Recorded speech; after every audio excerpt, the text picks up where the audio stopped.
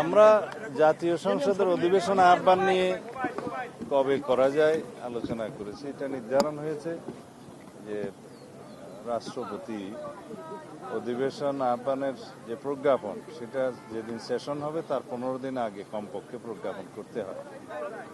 এই সামারিটা জাতীয় সংসদ থেকে, জাতীয় সংসদ সচিবালয় থেকে মাননীয় প্রধানমন্ত্রীর দপ্তর হয়ে রাষ্ট্রপতির কাছে যাবে। তো মহামান্য রাষ্ট্রপতি সেটা অনুমোদন করে সংসদ অধিবেশন আহ্বান করবেন। সেই মতে প্রধানমন্ত্রীর পরামর্শ ক্রমেই সংসদ অধিবেশন আহ্বান করবেন রাষ্ট্রপতি।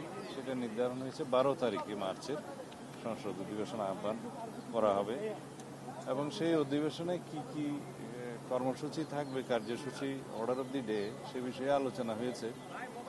যেমন সেই অধিবেশনে স্পিকার, ডেপুটি স্পিকার নির্বাচিত হবে এবং ইন্টারিম গভর্নমেন্টের আমলে যে সমস্ত অধ্যাদেশ প্রণয়ন করা হয়েছে সেগুলো উপস্থাপন করা হবে, সুপ্রস্তাব হবে প্রথামাফিক এবং রাষ্ট্রপতির ভাষণ হবে।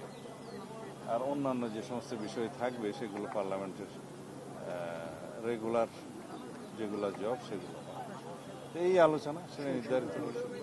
নতুন রাষ্ট্রপতি নির্বাচনের বিষয়ে আলোচনা না, সে বিষয়ে এখনো কোনো আলোচনা হয়নি। স্পিকার, ডেপুটি স্পিকার সেগুলা পরে হবে।